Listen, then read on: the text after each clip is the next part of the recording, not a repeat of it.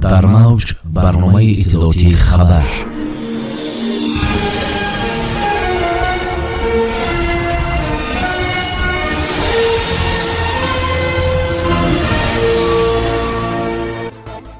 қарори раиси шаҳри душанбе барои ташаккули тарзи ҳаёти солим дар 5 соли оянда.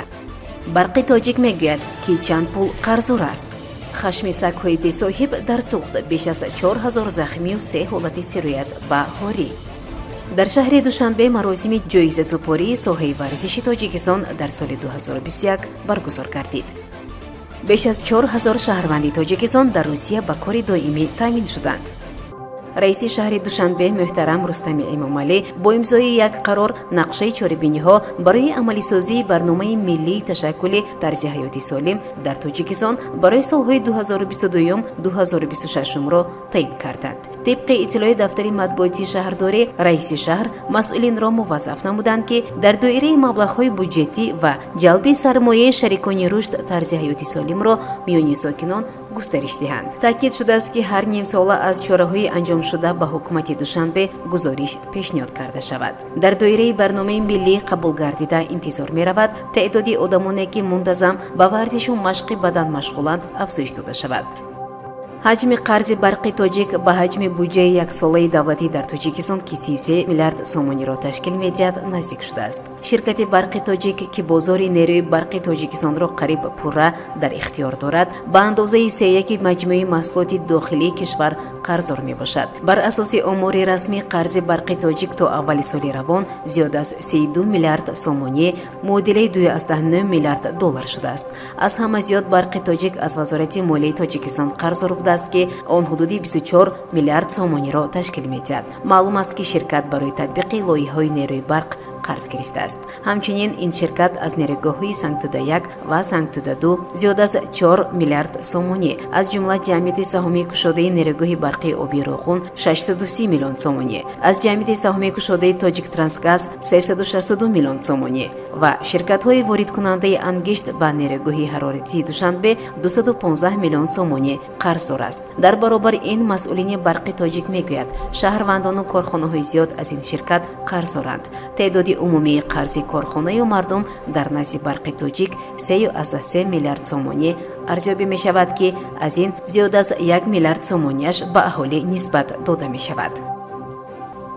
давоми як соли охир зиёда аз 4000 сокини вилояти суғд аз ҳамлаи сагҳои бесоҳиб ва дигар ҳайвоноти ваҳшӣ захм бардоштанд. 3 ҳолати бемории ҳорӣ яъне девонагӣ ба қайд гирифта шудааст. дар ин бора аз маркази назорати давлатии санитарию эпидемиологии вилояти суғд ба Спутник Тоҷикистон иттилоъ доданд. Таҳмина Усмонова, сардори маркази назорати давлатии санитарию эпидемиологии вилояти суғд дар шарҳи ин омор гуфт чунин ҳолат аз ҳисоби ҳайвоноти бесоҳиб дар соли 2021 ба 352 маврид зиёд ба қайд гирифта шудааст. агар соли 2020 ҳамагӣ 3838 нафар аз ҳамлаи ҳайвонот захмӣ шуда бошанд, соли 2021 мутаассифона ин омор ба 4190 ҳолат баробар шудааст.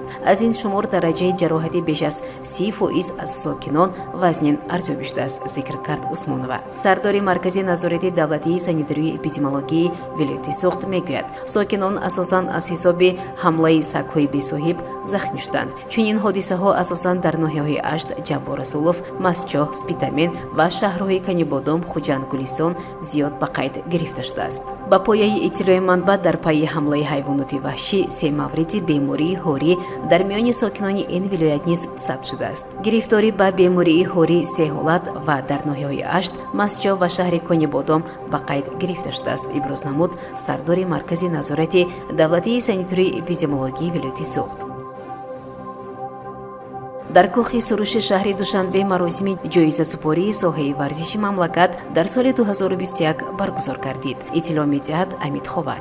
аз ҷумла варзишгароне ки меъёрҳои низомномаи ҷоизаи президенти ҷумҳурии Тоҷикистон ба ғолибон ва ҷоизадорони мусобиқаҳои байналмилалии варзиширо иҷро карданд, соҳиби ҷоиза шуданд. ҳамин тариқ соли 2021 32 варзишгар миёни калонсолон, ҷавонон ва наврасон дар чемпионатҳои Осиё оид ба 4 намуди варзиш дзюдо, гӯштин, бокс, тайквандо сазовори медал ва ҷоизаи президенти ҷумҳурии тоҷикистон гардиданд. Бо ин мақсад аз фонди президенти ҷумҳурии тоҷикистон 450 000 сомоние ҷудо карда шуд. ёдовар мешавем ки ҷоизаи президенти ҷумҳурии тоҷикистон ба ғолибон ва ҷоизадорони мусобиқаҳои варзишии байналмилалӣ соли 2015 таъсис ёфта, давоми 7 сол 201 ҷоиза ба варзишгарон ва мураббиёнашон тақдим гардидааст. маблағи умумии ҷоиза дар ин давра наздик 4,5 миллион сомониро ташкил додааст. дар қатори варзишгарон инчунин беҳтарин шореҳони варзиши соли 2021 муайян шуданд. инҳо шореҳи варзиши Амид Ховар ва Радиои Ховар Меҳрони Қурбон, шореҳи варзиши телевизиони варзиш Мурод Али Тешаев, шореҳи варзиши телевизиони Тоҷикистон Раҳматшоҳ Обидов мебошанд, ки бо ҷоизаи президенти ҷумҳурии Тоҷикистон сарфароз гардонида шуданд. намояндагии вазорати меҳнат, муҳоҷират ва шуғули аҳолии Тоҷикистон дар Русия хабар додааст, ки дар натиҷаи тадбирҳои андешидашуда дар соли 2021 масъулини намояндагӣ теъдоди 4558 нафар шаҳрвандони мамлакатро дар субъектҳои хоҷагидории Русия бо ҷои кори доимӣ таъмин намуданд. намояндагӣ дар соли 2021 вобаста ба самтҳои афзалиятноки худ дар доираи тадбирҳои андешидашуда вобаста ба фароҳамоварии ҷойи корӣ муносиб як қатор тадбирҳои мушаххасро роҳандозӣ намуд, таъкид кардааст манбаъ.